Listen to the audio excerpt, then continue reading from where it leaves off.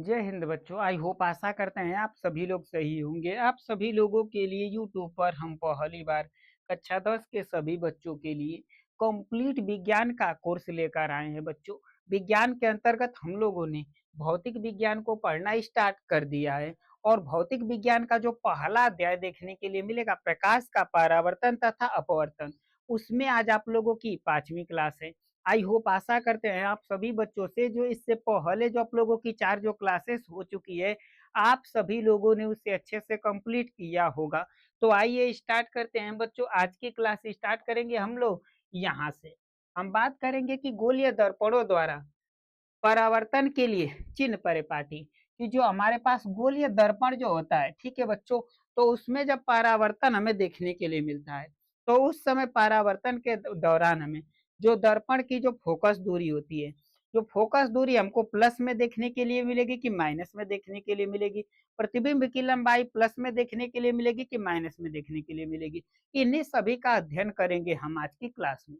हम बात करेंगे यहाँ पे कि गोलीय दर्पणों द्वारा प्रकाश के परावर्तन में वस्तु की दूरी प्लस होगी या माइनस होगी, प्रतिबिंब की दूरी प्लस होगी या माइनस होगी, फोकस दूरी प्लस होगी या माइनस होगी, आदि अब और भी देखने के लिए मिलते हैं। को व्यक्त करने के लिए एक निश्चय चिन्ह परिपाटी का प्रयोग किया जाता है। हमें यदि वस्तु की दूरी को बताना है प्लस होगा या माइनस होगा, प्रतिबिंब की दूरी को बताना होगा प्लस होगा या माइनस होगा, फोकस दूरी को बताना होगा प्लस या माइनस होगा, ये सभी चीजें फिक्स होती है हमें दर्पण में। गोलीय दर्पण में ये सभी की सभी चीजें क्या देखने के लिए मिलती है, फिक्स से देखने के लिए मिलती है। अब गोलीय दर्पण की हम बात करेंगे बच्चों तो इससे हमें दो प्रकार का देखने के लिए मिलता है। एक हमारे पास अवतल होता है और एक हमारे पास उत्तल हमको देखने के लिए मिल जाता है। तो हम बात करेंगे बच्चों, इसको स्टार्ट करने से पहले आप लोगों को निर्देशांक ज्यामिति आपको अच्छे से ज्ञात होना चाहिए। तो निर्देशांक ज्यामिति में क्या होता है बच्चों, यहाँ पे निर्देशांक ज्यामिति की हम थोड़ी सी बात कर लेंगे। तो निर्देशांक ज्यामिति में हमें ऊपर की तरफ यहाँ पे वाई देखने के लिए मिलता है और यहाँ पे हमको वाई डैश देखने के लिए मिलता है। यहाँ पे हमारे पास एक्स होता है और यहाँ पे हमारे पास एक्स डैश हमको देखने के लिए मिलता है और यहाँ पे हमारे पास जीरो होता है। अब बात करेंगे हम इस डायरेक्शन की, तो इधर जितनी भी हमको चिन्ह जितने भी हमारे पास नंबर बनेंगे, कोई भी चीज इधर होता है तो वो हमें प्लस में देखने के लिए मिलता है। किसमें देखने के लिए मिलता है, हमको प्लस में देखने के लिए मिलता है। और बात करेंगे जीरो की इधर की, तो इधर जितना भी हमको देखने के लिए मिलेगा वो सभी के सभी किसमें देखने के लिए मिलेगा, हमको माइनस में हमको देखने के लिए मिलता है। अब बात कर लेंगे ऊपर की तरफ, तो ऊपर की तरफ हमको किसमें देखने के लिए मिलता है, प्लस में। और नीचे की तरफ हम बात करेंगे जीरो से, तो हमें क्या देखने के लिए मिलेगा, हमें माइनस में देखने को मिलेगा। ये चीजें तो आप लोगों को निर्देशांक ज्यामिति में अच्छे से बताई गई होगी। क्लास 8, क्लास 7, क्लास 9 में भी आपको देखने के लिए मिलता है, 10th में भी दिया है। ठीक है। तो अगर आप लोगों को निर्देशांक ज्यामिति पढ़ा, अगर आप लोगों ने पढ़ा होगा तो ये बिल्कुल आप लोगों के लिए इजी हो जाएगा। जैसे एक दो के क्वेश्चन सोल्व करते हैं उस तरह से आपको अच्छे से ये समझ में आएगा। यदि आप निर्देशांक ज्यामिति नहीं पढ़े हैं तो थोड़ा सा आप लोगों को दिक्कत इसमें आएगी। ठीक है बच्चों, हम बात कर लेते हैं यहाँ पे। तो ये हमारे पास एक अवतल दर्पण है। अवतल दर्पण के इधर की हम बात कर लेते हैं। ठीक है, तो अवतल दर्पण में हम देखिए यहाँ पे तीन चार चीजें आप लोगों को अच्छे से क्लियर कर देते हैं। तो अवतल दर्पण हमारे पास जो यहाँ पे देखने के लिए हमको मिलता है, तो यहाँ हमारे पास कोई वस्तु होती है, होती कि नहीं, वस्तु हमको देखने के लिए मिल जाता है। तो यहाँ से जो प्रकाश किरणें हम इधर को क्या करते हैं, भेजते हैं। यानी प्रकाश किरणें आपतित हम इधर को ही करते हैं कि नहीं करते हैं, यहीं से हमारे पास प्रकाश किरणें जाती है। तो इधर हमको क्या देखने के लिए मिलेगा, आपतित किरण की दिशा हमको इधर के ही देखने के लिए मिलेगी। आपतित किरण की दिशा हमको कहाँ पे देखने के लिए मिलेगी, आपतित किरण की दिशा हमको उधर ही देखने के लिए मिलेगी। ये तो आप लोगों को अच्छे से पता है। ठीक है बच्चों, अब हम बात कर लेते हैं। यहाँ पे हमारे पास क्या होता है बच्चों, ध्रुव होता है जिसे हम पी दिखाते हैं। ठीक है, अगर दर ध्रुव की हम बात करेंगे, ठीक है, तो ध्रुव की इधर बाई होता है, ध्रुव के इधर क्या देखने के लिए मिलता है, बाई। तो बाई और इधर आपको देखने के लिए मिलेगा। और इधर क्या देखने के लिए मिलेगा, इधर हमको ध्रुव का देखने के लिए मिलेगा दाई। तो ध्रुव की दाई उस साइड हमको देखने के लिए मिलता है। ठीक है, और बाई हमको इस साइड देखने के लिए मिलता है, यही हमको देखने के लिए मिलता है। तो ध्रुव के जो दाम हम बात करेंगे बाई की ओर, तो इधर हमको किस चीज का सिंबल देखने के लिए मिलता है? इससे आप निर्देशांक ज्यामिति बना लीजिए। तो ऊपर की तरफ प्लस, नीचे की तरफ माइनस, उधर भी प्लस और इधर भी क्या देखने के लिए मिलता है? माइनस। निर्देशांक ज्यामिति में यही हमको देखने के लिए मिलता है, यही हमें निर्देशांक ज्यामिति में देखने के लिए मिलता है ना। तो ये बाईं ओर हमको किस डायरेक्शन में देखने के लिए मिलेगा? कहेंगे कि इधर हमको माइनस देखने के लिए मिलता है। तो यही लिखा गया कि ध्रुव की अगर बाईं ओर की दिशा ऋणात्मक होती है यानी माइनस में देखने के लिए मिलता है, और इस साइड क्या देखने के लिए मिलता है? प्लस। यानी कि दाईं ओर की दिशा हमको किस में देखने के लिए मिलती है? तो हमको धनात्मक देखने के लिए मिलती है। अब बात कर लेते हैं ऊपर की तरफ, ठीक है। तो ऊपर की ओर ऊपर की ओर अगर हम वस्तु की लंबाई को लेंगे तो हमें किस चीज का सिंबल देखने के लिए मिलेगा?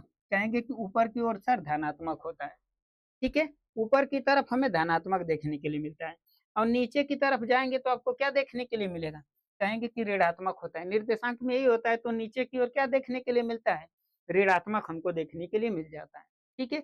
ये इतनी चीजें तो आप लोगों को फिगर में मेंशन किया गया है। अब हम बात कर लेते हैं यहाँ पे, ये चीजें हमारे लिए इंपॉर्टेंट है, फिर हम फिगर में चलेंगे बच्चों। दर्पण पर प्रकाश की किरण सदैव बाईं ओर से आपतित होती है। ये जो फिक्स है कि आप चाहे अवतल ले लीजिए या आप उत्तल ले लीजिए, वह आप हमेशा जब प्रकाश किरणें हम इधर ही से भेजते हैं, ठीक है। हम प्रकाश किरणें सदैव कहाँ से भेजते हैं? इधर से। थोड़ा सा अच्छे से इसको हम बना के दिखाते हैं। हर एक चीज आप लोगों को अच्छे से फिगर की सहायता से बताएंगे तो और अच्छे से क्लियरिटी आपके अंदर आ जाएगी। तो ये हमारे पास अवतल है, और ये हमारे पास क्या है? उत्तल हमको देखने के लिए मिलेगा। तो इधर के ये दोनों तरफ हम बात करेंगे, ठीक है। तो हम बात करेंगे कि दोनों को, वस्तु को तो यहीं पे रखेंगे, दोनों तरफ इसी के सम्मुख रखते हैं कि नहीं रखते हैं? यही हमारा होता है। तो इधर से भी हम सदैव इधर क्या देखने के लिए मिलता है, ठीक है। चाहे हमारे पास अवतल होगा या उत्तल होगा, दोनों की बात करते हैं।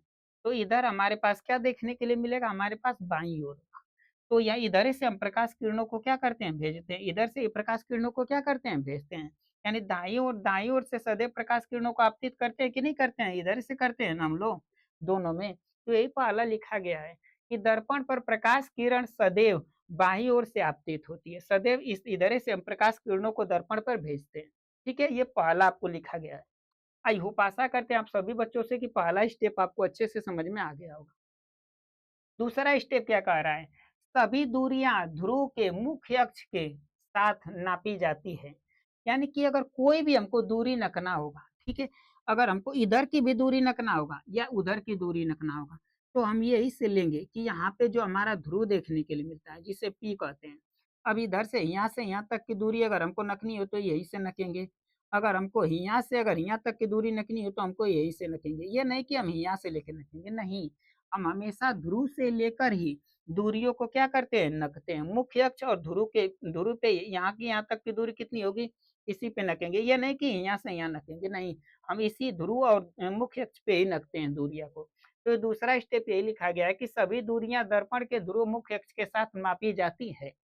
अब हम बात कर लेते हैं दर्पण के ध्रुव के कहाँ पे? दाईं ओर, अर्थात आपतित किरण की दिशा में। तो आपतित किरण की दिशा इधर ही होती है।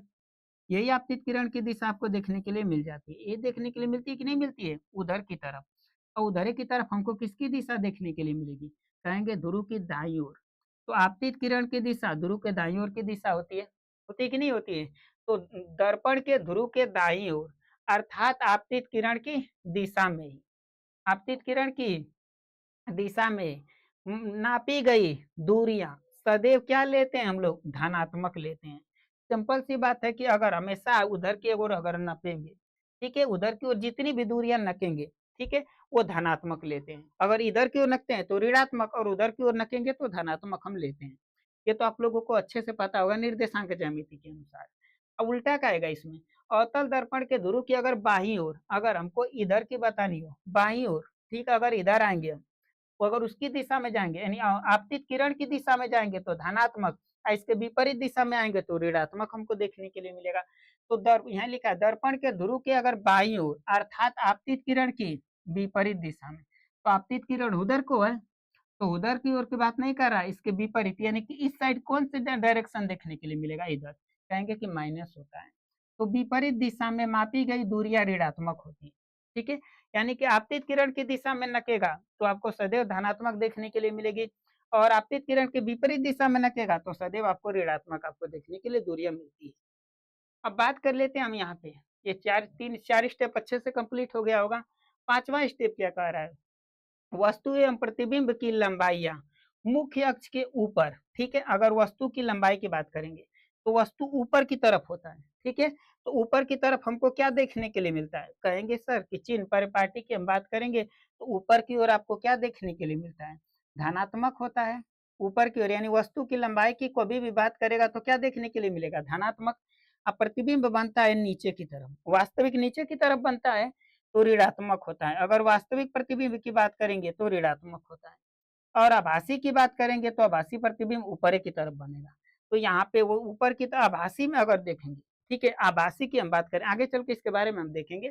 फिलहाल बस ये समझिएगा कि वस्तु की प्रतिबिंब की जो लंबाई होती है मुख्य अक्ष के ऊपर अगर लेंगे, मुख्य अक्ष के ऊपर अगर लेंगे तो हमको प्लस में देखने के लिए मिलेगा, धनात्मक।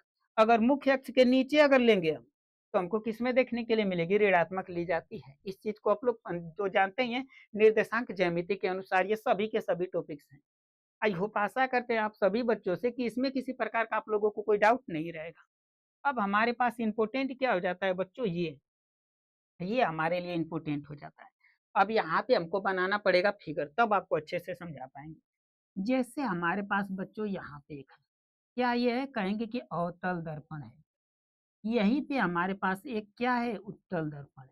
ऊपर अवतल है, नीचे आपको उत्तल देखने के लिए मिल जाएगा। ऊपर अवतल है, नीचे उत्तल है, ठीक है। यहाँ पे हमको पी देखने के लिए मिलता है, यहाँ पे पी देखने के लिए मिलता है। अब देखिएगा अच्छे से समझ में आएगा, फोकस दूरी। तो फोकस दूरी की हम बात कर लेते हैं। तो अवतल दर्पण में फोकस दूरी हमेशा दर्पण के आगे होती है, और जबकि उत्तल दर्पण में फोकस दूरी हमेशा दर्पण के कहाँ होती है, पीछे होती है। ये तो आप लोगों को अच्छे से पता है। तो आगे की तरफ बात करेंगे, ठीक है, इसी को ले लेते हैं, यहीं से हम खाते देते हैं समझाने के लिए, ठीक है। इसी से हम खाते देते हैं समझाने के लिए कि इस साइड की दूरी ऋणात्मक होती है और उधर की दूरी धनात्मक होती है। यही देखने के लिए मिलता है कि नहीं मिलता है। और ऊपर की तरफ जाएंगे तो प्लस में, नीचे की तरफ आएंगे तो माइनस होता है, ठीक है, निर्देशांक ज्यामिति के अनुसार। तो अवतल दर्पण में फोकस दूरी कैसी हो गई, ऋणात्मक, और जबकि उत्तल दर्पण में फोकस दूरी कैसी हो गई, धनात्मक। ये चीज हमें नोट कर लेनी है। तो यहाँ पे क्या देखने के लिए मिलेगा, कहेंगे सर, जैसे कि बच्चों कहेंगे कि यहाँ पे हमको धनात्मक देखने के लिए मिलेगी। क्या देखने के लिए मिलेगी, धनात्मक। से गिर गया है, क्या देखने के लिए मिलेगी बच्चों हमको, कहेंगे कि सर इसमें तो हमको देखने के लिए मिल रहा है कि धनात्मक है, ठीक है बच्चों। यहाँ पे हमको क्या देखने के लिए मिलेगा, धनात्मक। और इसमें क्या देखने के लिए मिलेगा बच्चों, कहेंगे कि सर इसमें तो सिंपल सा हमको देख ही रहा है कि इसमें ऋणात्मक हमको देखने के लिए मिल जाए। ये हमारा रहा पहला। क्या इसमें किसी को कोई डाउट होगा बच्चों, नहीं होना चाहिए। फोकस दूरी में धनात्मक ऋणात्मक। अब बात कर लेते हैं वक्रता त्रिज्या। तो वक्रता त्रिज्या इसकी कहाँ पे देखने के लिए मिलेगी, तो यहाँ केंद्र, पहले त्रिज्या देख लीजिएगा। तो जो गोला होता है तो गोले के अगर इधर मिला दीजिए तो ये त्रिज्या, इधर मिलाएंगे तो ये त्रिज्या होता है। यानी कि गोले के केंद्र से आप कहीं मिला दीजिएगा वो आपको त्रिज्या देखने के लिए मिल जाएगी। तो इसकी त्रिज्या, ये हमारे पास गोल, तो इसकी त्रिज्या इधर बनती है। और जबकि गोले का केंद्र अंदर की इसका इस साइड है, गोले का केंद्र यहाँ पे सी है, और इस गोले का केंद्र अंदर की तरफ होता है वक्रता केंद्र, तो इसका इधर देखने के लिए मिलेगा, यही देखने के लिए मिलेगा। तो वक्रता त्रिज्या की बात करेंगे तो अवतल दर्पण में तो हमें ऋणात्मक मिल गई, क्या मिल गई, ऋणात्मक। और जबकि उत्तल दर्पण में क्या होती है, कहेंगे कि त्रिज्या केंद्र की ओर हमको देखने के लिए मिलती है। तो अवतल दर्पण का केंद्र अंदर की ओर होता है, और जबकि उत्तल दर्पण का केंद्र अंदर की ओर होता है, अवतल दर्पण का केंद्र बाहर की ओर होता है, यही होता है। तो बाहर की ओर ऋणात्मक है, अंदर की ओर बनेगा तो धनात्मक। तो हमको अवतल दर्पण में क्या देखने के लिए मिला, धनात्मक, ठीक है बच्चों। क्या देखने के लिए मिलेगा, धनात्मक। जबकि उत्तल दर्पण में धनात्मक, अवतल दर्पण में क्या देखने के लिए मिलेगा, कहेंगे सर ऋणात्मक होगा। ये तो आप लोग अच्छे से पता है कि त्रिज्या किसे कहते हैं। तो त्रिज्या केंद्र और ध्रुव को मिला दीजिए, त्रिज्या होती है। इसीलिए हम पीछे की जो 3 क्लासेस है, तीसरी और चौथी अगर आप लोगों ने देखी होगी तो पूरा का पूरा इजी आप लोगों को आसानी से समझ में आ जाएगा। और उत्तल दर्पण में ना वक्रता त्रिज्या अंदर की ओर होती है, इसमें बाहर की ओर जब भी करेगा तो माइनस, अंदर की ओर जब भी जाएगा तो प्लस में होगा। अब ये तो 2 क्लियर हो गया होगा, तीसरी चीज है वस्तु की दूरी। तो वस्तु को हम दोनों की तरफ, दोनों बार वस्तु को हम कहाँ रखते हैं? दर्पण के आगे ही रखते हैं। दर्पण के आगे ही वस्तु को रखते हैं कि नहीं रखते हैं? तो इसके लिए भी आगे ही रखेंगे, इसके लिए भी आगे रखेंगे। और इस कंडीशन में दोनों के लिए क्या होती है? कहेंगे कि दोनों के लिए ऋणात्मक होती है, ऋणात्मक होती है। तो इसके लिए भी क्या हो जाएगी वस्तु? ऋणात्मक। क्या देखने के लिए मिलेगा? ऋणात्मक। और यहाँ पे भी हमें क्या देखने के लिए मिलेगा? कहेंगे कि यहाँ पे भी ऋणात्मक ही आएगा। नो डाउट इसमें तो आई होप आशा करते हैं आप सभी बच्चों से कि यहाँ तक तो आप लोगों को कोई किसी प्रकार का कोई डाउट नहीं होगा। अगर पीछे की अगर क्लासेस आप लोगों ने देखी हो। वास्तविक प्रतिबिंब की दूरी, अब सिंपल सी बात है, आप लोगों को हम डिटेल से पढ़ाए हैं कि वास्तविक प्रतिबिंब किसमें बनता है। कहते हैं कि आप लोगों को अच्छे से समझ में आएगा। वास्तविक प्रतिबिंब कहते हैं कि हम लोग किसमें बनता है? कि अवतल में। अवतल में हम लोगों को वास्तविक प्रतिबिंब बनता है दर्पण के आगे। जबकि हम बात कर लेंगे उत्तल में। ठीक है, तो उत्तल में जो है ना, उत्तल में हम लोगों का वास्तविक प्रतिबिंब ही नहीं बनता है। अवतल में बनता है क्योंकि यहाँ पे कोई वस्तु को खड़ा कर देंगे तो ये नीचे की तरफ प्रतिबिंब उल्टा बन रहा था, याद कीजिए, प्रतिबिंब उल्टा बन रहा था, ये बन रहा था ना, तो ये वास्तविक था। जबकि उत्तल में कोई ऐसा चीज आपको फिगर बनाए हैं, उत्तल में ये वास्तविक बनता ही नहीं, इस चीज को याद रख लीजिएगा। उत्तल दर्पण में वास्तविक प्रतिबिंब कभी नहीं बनता है। तो का बात करेंगे उत्तल दर्पण के लिए तो वास्तविक प्रतिबिंब, ठीक है, वास्तविक प्रतिबिंब लिख दीजिएगा कि लागू नहीं है। वास्तविक प्रतिबिंब उत्तल दर्पण में लागू नहीं है, लागू नहीं, क्योंकि बनता ही नहीं है तो कहाँ से दिखाएंगे। और जबकि इसमें वास्तविक प्रतिबिंब बनता है, मगर किस दिशा में बनता है? कहेंगे कि इसमें प्रतिबिंब बनता है ऋणात्मक बनता है, क्योंकि उधर ही बनता है, तो ऋणात्मक बनता है। दूरी हमेशा कहाँ से लेते हैं? ध्रुव तथा मुख्य अक्ष के लेते हैं, ठीक है, तो ऋणात्मक हमको देखने के लिए मिल जाएगी। तो इसमें तो नो डाउट आप लोगों को किसी प्रकार का कोई डाउट नहीं रहना चाहिए। ठीक है बच्चों, किसी प्रकार का कोई आप लोगों को डाउट नहीं रहना चाहिए। आभासी प्रतिबिंब की दूरी, वास्तविक प्रतिबिंब की दूरी हम लोगों ने ले लिया। अब कह रहा है कि आभासी प्रतिबिंब की दूरी, तो आभासी प्रतिबिंब दोनों के लिए जब दर्पण के अंदर बनेगा तो दर्पण के अंदर यहाँ पे भी इसका बन रहा था, याद कीजिए, छठवीं कंडीशन हम लिखाए थे अवतल दर्पण की और उत्तल दर्पण की दो कंडीशन थी, दोनों के दोनों अंदर बने थे। तो जब दर्पण के अंदर बनेगा तो आभासी होता है, तो दोनों के लिए आभासी अंदर की तरफ बनेगा तो दोनों के लिए प्लस प्लस क्या आएगा? दोनों के लिए क्या देखने के लिए मिलेगा? कहेंगे कि दोनों के लिए सर प्लस प्लस होगा। दोनों के लिए क्या लिखना पड़ेगा हमें? यहाँ पे प्लस प्लस आप नोट कर दीजिएगा, यानी धनात्मक। क्या देखने के लिए मिलेगा बच्चों? धनात्मक। और इसके लिए भी क्या देखने के लिए मिलेगा? धनात्मक। क्या देखने के लिए मिलेगा बच्चों? हमको धनात्मक देखने के लिए मिल जाएगा। नो डाउट आप लोगों को किसी प्रकार का डाउट नहीं रहना चाहिए। फिगर हम नहीं मिटा रहे हैं बच्चों, क्योंकि हमें फिगर को दिखाते हुए आप लोगों को अच्छे से समझा पाएंगे। तो हमने आभासी प्रतिबिंब को देखा कि दर्पण से पीछे मिलता है, तो दर्पण के पीछे अगर कोई भी मिलेगा तो दोनों प्लस प्लस होते हैं, क्योंकि पीछे हमें कोई इधर प्लस प्लस होता ही है। अब वास्तविक प्रतिबिंब की लंबाई क्या होगी? अब वास्तविक प्रतिबिंब की लंबाई कह रहा है, तो वास्तविक प्रतिबिंब कहाँ पे बनता है? कहेंगे कि वास्तविक प्रतिबिंब जो होता है ना, ठीक है, वास्तविक प्रतिबिंब जो हमको देखने के लिए मिलता है केवल हमको अवतल में देखने के लिए मिलता है, इसमें तो बनता ही नहीं। तो इसमें तो आप लोगों को दिमाग लगाने की जरूरत नहीं, लिख दिया कि लागू नहीं। अब क्यों नहीं लागू है? बनता ही नहीं है तो कहाँ से लागू करवा देंगे? लागू नहीं है, इसमें तो लागू नहीं होता है। बट अब बात कर लेते हैं हम लोग अवतल में। तो यहाँ प्रतिबिंब की लंबाई कहाँ है? तो प्रतिबिंब की लंबाई देखिए, वस्तु की लंबाई ऊपर की तरफ अभी यहाँ पे नोट की है, ठीक है, अब देख लीजिए यहाँ पे जब भी बात करेगा तो वस्तु की लंबाई की बात करेगा तो ऊपर की ओर खड़ा रहेगा वस्तु, तो उस ऊपर की लंबाई हम किस में लेते हैं? प्लस में। अब प्रतिबिंब नीचे की तरफ बनता है, उल्टा बनता है कि नहीं बनता है? तो प्रतिबिंब नीचे की ओर किसकी लंबाई होती है? नीचे की ओर लंबाई ऋणात्मक होती है, ऊपर की लंबाई हम धनात्मक लेते हैं। अगर कहता कि वस्तु की लंबाई ले लीजिए तो धनात्मक, अब प्रतिबिंब की लंबाई कहेगा वास्तविक में तो ऋणात्मक होती है। क्या होती है बच्चों? ऋणात्मक होती है। अब यहाँ पे अपने टॉपिक्स पे आ जाते हैं। यहाँ पे क्या पूछा है? वास्तविक प्रतिबिंब की लंबाई, ठीक है, वास्तविक प्रतिबिंब की हमको लंबाई पूछा है, वस्तु की लंबाई नहीं पूछा है, वास्तविक प्रतिबिंब की लंबाई हमसे पूछा है। तो वास्तविक प्रतिबिंब की लंबाई क्या देखने के लिए मिलेगी? प्रतिबिंब नीचे की तरफ बनता है, नीचे की तरफ हम लोगों का होता है ऋणात्मक। क्या होता है बच्चों, नीचे की तरफ हमको ऋणात्मक देखने के लिए मिलता है, क्योंकि अब प्रतिबिंब हमारे पास वास्तविक कहाँ पे बनेगा, ऊपर वस्तु होगी, प्रतिबिंब नीचे की तरफ बनता है, तो नीचे की तरफ ऊपर की तरफ जाता तो धनात्मक, नीचे की तरफ बना तो ऋणात्मक, यही हमको देखने के लिए मिलता है। फिर आगे हम बात करते हैं आभासी प्रतिबिंब की लंबाई। तो आभासी प्रतिबिंब सदैव पीछे बनता है या सदैव सीधा सीधा बनता है, तो सीधा सीधा यानी दोनों ऊपर की ओर बनेगा। ऊपर की ओर क्या लेते हैं, तो कहेंगे कि दोनों ऊपर की ओर ले रहे हैं, तो ऊपर की ओर दोनों का दोनों प्लस होगा, ऊपर की ओर दोनों का दोनों बनता है, तो दोनों के लिए क्या ले लेते हैं हम लोग, प्लस प्लस। अब इसे इरेज करके नोट कर देते हैं। ठीक है बच्चों, आई होप आशा करते हैं आप सभी बच्चों से कि ये आप लोगों को अच्छे से समझ में आ गया होगा कि दोनों के लिए धनात्मक धनात्मक धनात्मक। ठीक है बच्चों, दोनों के लिए क्या हो जाएगा, धनात्मक धनात्मक हमको देखने के लिए मिल जाएगा। इस तरह से करके चिन्ह परिपाटी आप लोगों को याद करना पड़ेगा बच्चों, क्योंकि इसका यूज हम करेंगे क्वेश्चन में। अब हम बात कर लेते हैं नेक्स्ट। हमारे पास ये है बच्चों, गोलीय दर्पण की वक्रता त्रिज्या। ठीक है, गोलीय दर्पण की वक्रता त्रिज्या आर तथा फोकस दूरी यफ में संबंध। गोलीय दर्पण जो होता है उसकी वक्रता त्रिज्या और यफ में संबंध कह रहा है, यानी आर और यफ में क्या बताने के लिए कह रहा है, संबंध हमसे पूछ रहा है।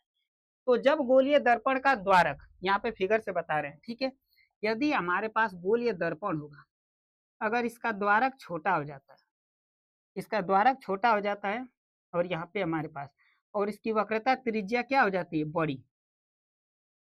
ठीक है, ये हमारे पास द्वारक है, द्वारक है, और ये जो हमारे पास है, ठीक है, त्रिज्या है, त्रिज्या बड़ी है, द्वारक क्या है, छोटा है। जब दर्पण का द्वारक वक्रता त्रिज्या की अपेक्षा छोटा हो जाता है, यानी कि वक्रता त्रिज्या बड़ी है और ये द्वारक क्या है, छोटा हो जाता है, तब दर्पण और की फोकस दूरी यफ तथा वक्रता त्रिज्या, दर्पण की फोकस दूरी यफ कामा वक्रता त्रिज्या की क्या हो जाती है, आधी हो जाती है। तो जो दर्पण की जो फोकस दूरी होती है ना इसकी, ये वक्रता त्रिज्या के क्या हो जाती है, आधी हो जाती है।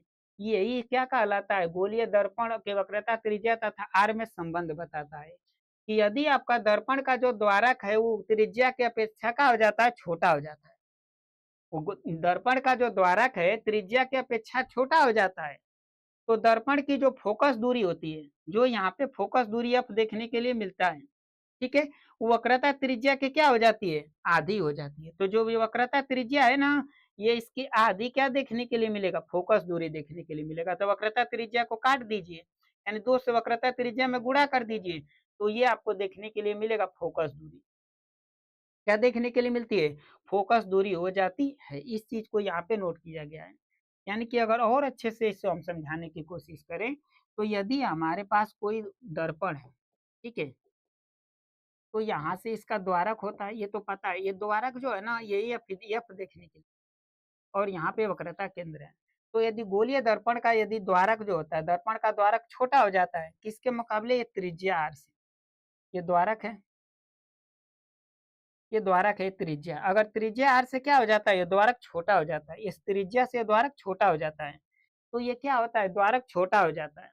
तो जो फोकस है ना, ये जो फोकस यफ है त्रिज्या का क्या हो जाता है, आधा, यानी त्रिज्या का क्या हो जाएगा, आधा हो जाता है। यही इसका क्या कहलाता है, गोलीय दर्पण की वक्रता त्रिज्या तथा यफ की दूरी में संबंध को बताता है।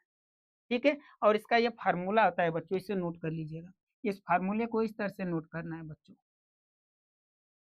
ठीक है, ये फार्मूला होता है। फार्मूला क्या देखने के लिए मिलेगा बच्चों, तो यहाँ से इस तरह से भी इसे नोट कर सकते हैं, फोकस दूरी वक्रता त्रिज्या, वक्रता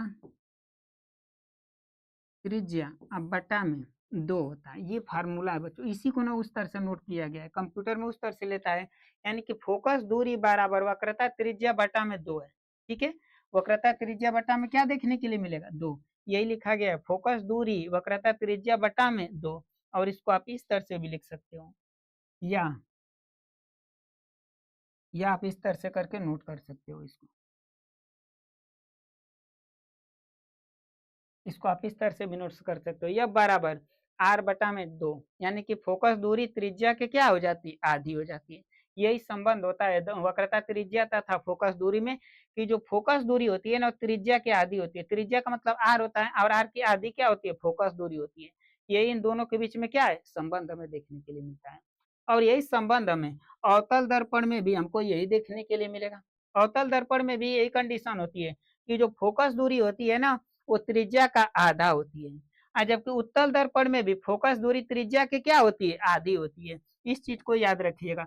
जो यहाँ पे गोलीय दर्पण में जो कंडीशन फोकस दूरी त्रिज्या के आधी होती है, ये अवतल दर्पण और उत्तल दर्पण दोनों में वक्रता जो फोकस दूरी है जो यफ है, ठीक है, त्रिज्या के आधी अवतल दर्पण में भी होगी, उत्तल दर्पण में भी हमको यही देखने के लिए मिल जाती है। तो इस चीजों को आपको अच्छे से नोट कर लीजिएगा। इसका यूज हम करेंगे क्वेश्चन में। अब थोड़ा सा बच्चों यहाँ पे हमारे पास इसे थोड़ा सा अच्छे से समझिएगा, इसे हम प्रूफ करेंगे नेक्स्ट क्लास में बच्चों। गोलीय दर्पण के लिए यू का मतलब होता है वस्तु की दूरी, यू का मतलब वस्तु की दूरी, भी का मतलब होता है प्रतिबिंब की दूरी, तथा एफ का मतलब होता है फोकस दूरी। तो गोलीय दर्पण के लिए, ठीक है, गोलीय दर्पण के लिए थोड़ा सा अच्छे से नोट कर देते हैं। गोलीय दर्पण के लिए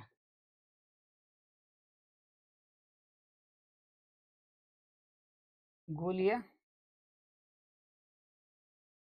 दर्पण के लिए गोलीय दर्पण के लिए यू भी तथा एफ में संबंध, हमें गोलीय दर्पण जो हमारे पास है ना उसमें यू भी में हमको संबंध बताना है। क्या बताना है बच्चों, हमको संबंध बताना है। अब गोलीय दर्पण आप लोगों ने पढ़ा है कि गोलीय दर्पण सर हमें दो प्रकार का देखने के लिए मिल जाता है, एक हमारे पास अवतल होता है और एक हमारे पास उत्तल होता है।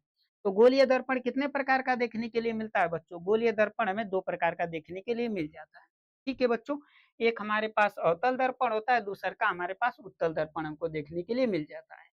अब बात करेंगे कि गोलीय दर्पण में अवतल दर्पण के लिए ये फार्मूला इसे अच्छे से नोट कीजिएगा। अवतल दर्पण में 1/u प्लस 1/v बराबर 1/f, जहां u वस्तु की दूरी, कामा v प्रतिबिंब की दूरी और f फोकस दूरी है। ये नोट कर लेना है इसके लिए अवतल दर्पण के लिए, और ये नोट में कर देना है। नोट में क्या लिखेंगे, u कामा v तथा f, यह तो यह संबंध दर्पण का सूत्र कहलाता है। जो ये संबंध आपको यू भी एफ में देखने के लिए मिला है, यह दर्पण का सूत्र भी होता है। ठीक है, ये दर्पण का क्या है, सूत्र भी होता है। तो ये दर्पण के संबंध का फार्मूला है 1/u प्लस 1/v बराबर 1/f, और इस फार्मूले को हम क्या कहते हैं, इसे दर्पण का सूत्र भी कहते हैं। ठीक है, तो ये अवतल दर्पण के लिए है, जहां करके आप नोट कर लीजिएगा। इसी तरह से दूसरा का हमको देखने के लिए मिलेगा उत्तल दर्पण के लिए। ठीक है, उत्तल दर्पण के लिए 1/u प्लस 1/v बराबर 1/f हमारे पास होता है, जहां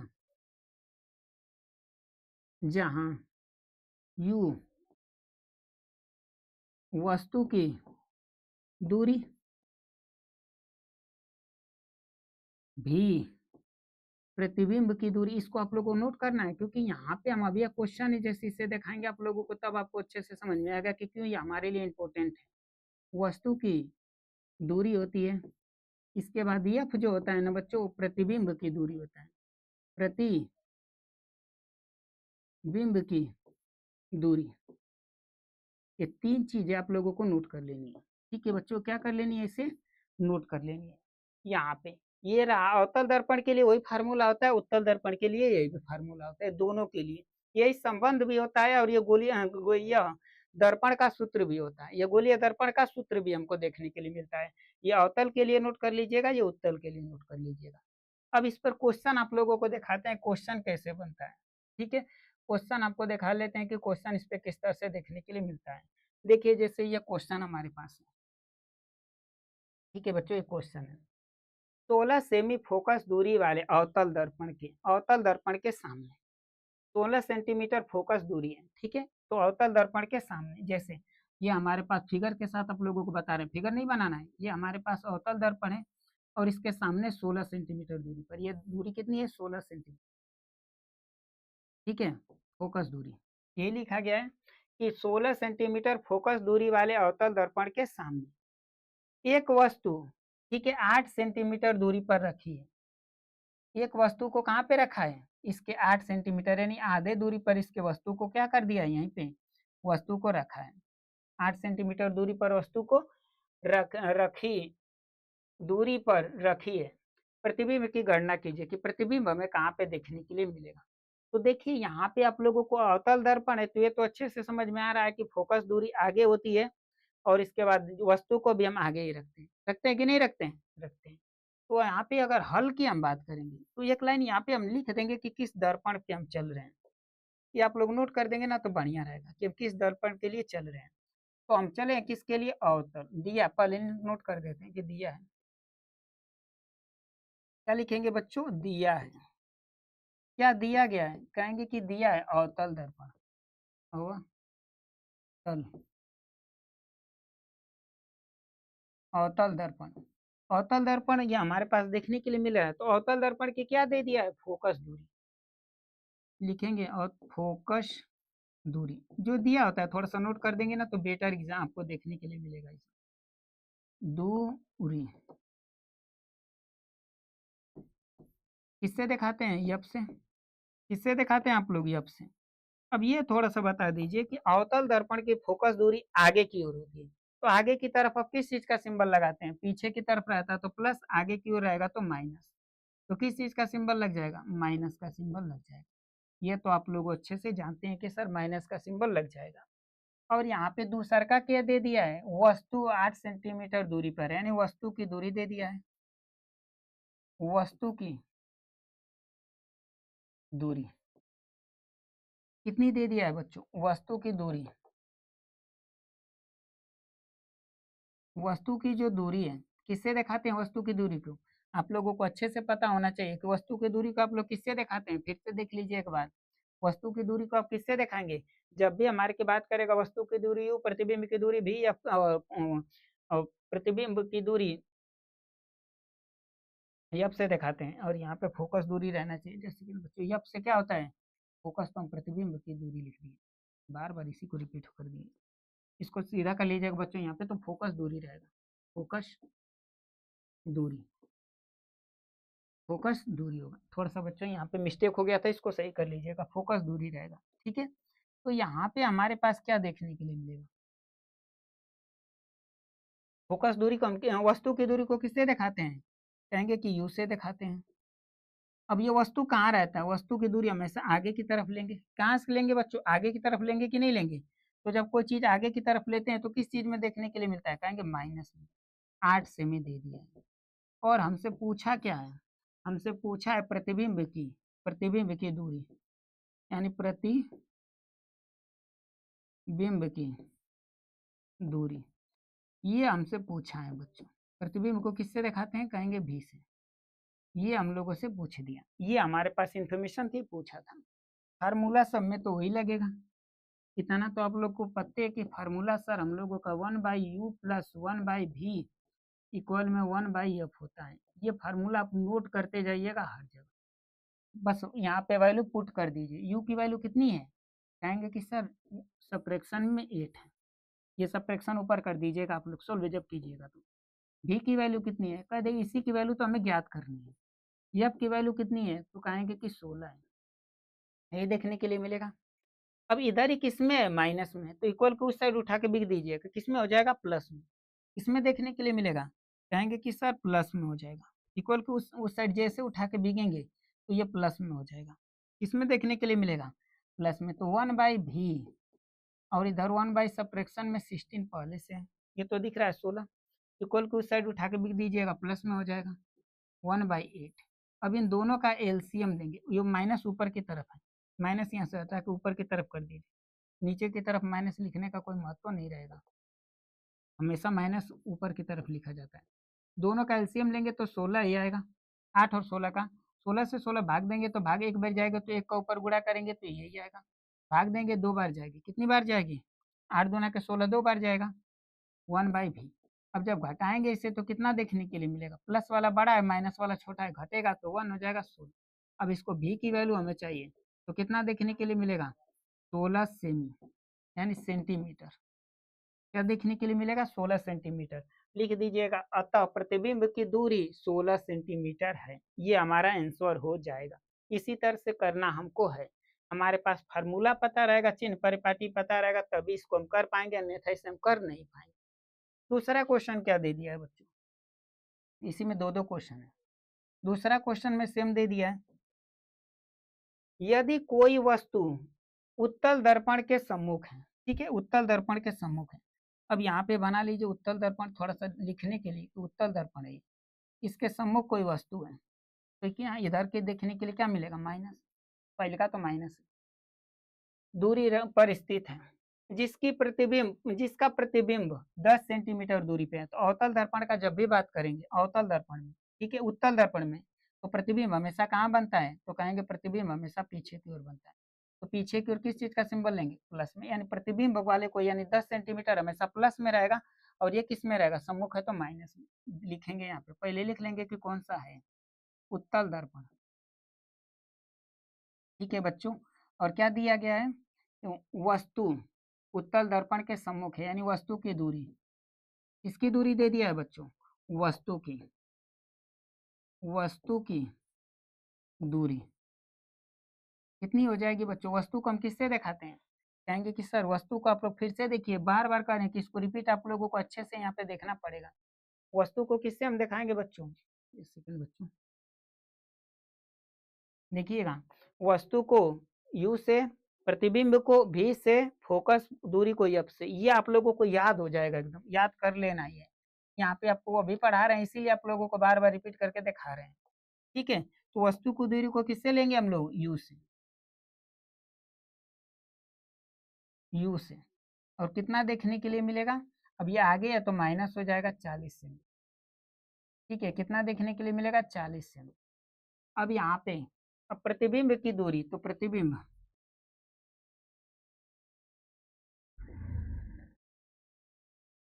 की दूरी, प्रतिबिंब को हम भी से दिखाते हैं, ठीक है। तो प्रतिबिंब की दूरी किस में देखने के लिए मिलेगी, तो प्रतिबिंब हमेशा पीछे की तरफ बनेगा, तो माइनस में, ठीक है, माइनस में हो जाएगा। ये प्रतिबिंब माफ कीजिएगा प्लस में हो जाएगा, क्योंकि उत्तल है ना, उत्तल में पीछे की ओर बनता है। और हमसे पूछा क्या है, कि फोकस दूरी पूछा है, ठीक है, फोकस फोकस दूरी, यानी एफ की वैल्यू हमसे पूछा है। फार्मूला तो वही लगेगा, 1/u plus 1/v equal 1/f, ये हमारे पास फार्मूला हो जाएगा। अब सबकी वैल्यू यहीं पे रख दीजिए, आंसर आ जाएगा जिस तरह से उसका आया था। तो u की वैल्यू कितनी है, कहेंगे माइनस में 40 है, और v की वैल्यू कितनी है, प्लस में 10 है, 1/f हो जाएगा। अब इसी को सोल्व कर लीजिएगा, जो आएगा आंसर हमको देखने के लिए मिल जाएगा। अब माइनस को ऊपर कर लीजिएगा, एलसीएम जब निकालेंगे दोनों का, तो कितना देखने के लिए मिलेगा, एलसीएम तो इतनी चीज है, तो पता है कि अब छोटे छोटे लड़के थोड़ी ना कि दिखाया जाएगा, 40 और 10 है, 10 40 के टेबल में आता है, तो 40 इसका क्या देखने के लिए मिलेगा, एलसीएम देखने के लिए मिलेगा। माइनस ऊपर हो जाता है, 40 में 40 का भाग करेंगे तो भाग एक बार जाएगी, तो एक ऊपर लिखना पड़ेगा माइनस। यहाँ पे 10 में भाग देंगे 40 का, तो भाग 4 बार जाएगी, तो ऊपर 4 से गुणा करेंगे तो 4 एकम 4, कौन बड़ा है, प्लस में, और ये घटेगा, तो प्लस में 3 और बटा में क्या हो जाएगा, 40। अब यहाँ पे हमको 1/f है, तो हमको f की वैल्यू, तो जिसकी वैल्यू ज्ञात करनी है उसको पहले कर लीजिए। तो f की वैल्यू ज्ञात करनी है, तो f कहाँ, 40 चला जाएगा ऊपर और 3 आ जाएगा नीचे। अब यहाँ पे भाग दे दीजिएगा, तो 13.33 करके ऐसे कुछ आएगा आप लोगों को, और आगे आता चला जाएगा। ये हमारा क्या देखने के लिए मिलेगा, हमको आंसर देखने के लिए मिल जाएगा। इस तरह से करके ये हमारा आंसर हो जाएगा। जब चीजें आप लोगों को अच्छे से ज्ञात रहेगी, तो अगली क्लास अर्थात नेक्स्ट क्लास में हमें सभी के सभी किसको कंप्लीट करने हैं, क्वेश्चन को, उसमें हम लोग अच्छे से डिटेल से देखेंगे। अब बात करेंगे रेखीय आवर्धन के बारे में। तो रेखीय आवर्धन क्या होता है, इसके भी बारे में आप लोग थोड़ा देख लीजिएगा। गोलीय दर्पण के मुख्य अक्ष के लंबवत, अब ठीक है, ये हमारे पास गोलीय दर्पण कोई भी उत्तल अवतल दोनों होता है, मुख्य अक्ष हमारे पास यही है, मुख्य अक्ष, ये देखने के लिए मिलता है बच्चों।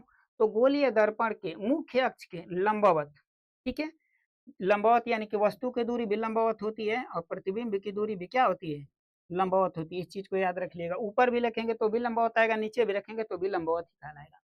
तो गोलीय दर्पण के मुख्य अक्ष के लंबवत मापी गई प्रतिबिंब की दूरी, यानी ये प्रतिबिंब की दूरी जो है, प्रतिबिंब की दूरी को किससे दिखाते हैं, एफ डैश से, एच से दिखाएंगे हाइट को, एच से, प्रतिबिंब रहेगा तो एच, और वस्तु को किससे दिखाते हैं, एच से। इस चीज को आप लोग याद रखिएगा। तो यहाँ पे गोलीय दर्पण के मुख्य अक्ष के लंबवत मापी गई दूरी, मापी गई प्रतिबिंब की लंबाई, ये प्रतिबिंब की जो लंबाई होती है, तथा वस्तु, वस्तु का मतलब बिंब, यदि हम बात कर लेते हैं दर्पण के सामने, तो कोई भी व्यक्ति, आप किसी दर्पण के सामने खड़े हो जाइए, समतल दर्पण के सामने आप खड़े हो जाइए, ये ठीक है। तो यदि इसमें जो आपका प्रतिबिंब अंदर बना, तो ये प्रतिबिंब होता है, ये तो सब लोग जानते हैं, प्रतिबिंब होता है। अब अगर यहाँ पे जो आप आगे खड़े हैं ना, तो आप दर्पण के लिए क्या कहलाएंगे, बिंब कहलाएंगे। जो चित्र बनेगा प्रतिबिंब, और आप दर्पण के लिए बिंब होते हैं। तो ये दर्पण के बिंब की बात कर रहे हैं, यानी आपकी बात कर रहे हैं। तो प्रतिबिंब की जो लंबाई होती है तथा वस्तु की जो लंबाई के अनुपात को रेखीय आवर्धन कहते हैं। तो बिल्कुल इजी है कि गोलीय दर्पण के मुख्य अक्ष के लंबवत मापी गई प्रतिबिंब की लंबाई तथा वस्तु की लंबाई के अनुपात को रेखीय आवर्धन कहते हैं। गोलीय दर्पण के मुख्य अक्ष के लंबवत मापी गई दूरी, मापी गई, और मापी गई प्रतिबिंब की लंबाई, मापी गई प्रतिबिंब की लंबाई तथा वस्तु की लंबाई के अनुपात को रेखीयावर्धन कहते हैं। ये रेखीयावर्धन कहते हैं, इसे यम से प्रदर्शित करते हैं। ये आप लोगों का सिंपल सा डिफिनेशन है। फिर से कर रहे हैं, फिर से रिपीट कर रहे हैं बच्चों। गोलीय दर्पण के मुख्य अक्ष के समान, मुख्य अक्ष के लंबवत मापी गई दूरी, प्रतिबिंब की मापी गई प्रतिबिंब की लंबाई, मापी गई प्रतिबिंब की लंबाई तथा वस्तु के लंबाई के अनुपात को रेखीय आवर्धन कहते हैं। इसे यम से प्रदर्शित करते हैं। ठीक है बच्चों, तो ये डिफिनेशन हो जाएगी। डिफिनेशन में किसी प्रकार का कोई डाउट नहीं रहना चाहिए बच्चों। अब बात कर लेते हैं डबल इन्वर्टेड कॉमा में, इसको लिख लीजिएगा। यदि वस्तु, यानी कि आप जिसकी बात करें बिंब की लंबाई एच है, ठीक है, और प्रतिबिंब की लंबाई एच डैश है, क्योंकि प्रतिबिंब जब भी बनेगा तो एच डैश ही दिखाया जाता है। तो रेखीय आवर्धन यम बराबर प्रतिबिंब की लंबाई एच डैश और बटा में वस्तु की लंबाई, इसको नोट कर लीजिए। ये फार्मूला है, ठीक है बच्चों, तो इसे याद करना पड़ेगा, ये फार्मूला है और ये इसकी डिफिनेशन है। तो किसी प्रकार का कोई डाउट नहीं रहेगा बच्चों। आई होप, आशा करते हैं आप सभी बच्चों से इसमें, ठीक है बच्चों, इसमें किसी प्रकार का आप लोगों को डाउट नहीं रहना चाहिए। यही तक है बच्चों। अब इसके जस्ट नेक्स्ट अर्थात अगली क्लास में हम लोग बच्चों सभी के सभी इसके क्वेश्चन को सोल्व करेंगे, चाहे वो हमारे पास ऑब्जेक्टिव क्वेश्चन देखने के लिए मिलेंगे या हमारे पास जो आंकिक प्रश्न होते हैं उसको हम सोल्व करेंगे। आई होप, आशा करते हैं आप सभी बच्चों से कि जितनी भी चीजें आज आप लोगों को बताई गई है, सभी की सभी चीजें आप लोगों को अच्छे से पसंद आ गई, अच्छे से समझ में आ गई होगी। अगर वीडियो आप लोगों को पसंद आ रही होगी बच्चों, तो वीडियो को लाइक कीजिएगा, चैनल को सब्सक्राइब कीजिएगा, अपने साथियों के रिलेटिव के साथ शेयर भी कीजिएगा। गर्मी बहुत ज़्यादा हो रही है बच्चों, यहाँ पे तो लग रहा है जैसे नहा के आ रहे हैं। आप लोग अच्छे से स्वस्थ रहिएगा और ज़्यादातर रात के टाइम पढ़ने की कोशिश कीजिएगा। अब गर्मी से आप लोग बच के रहिएगा। जय हिंद बच्चों।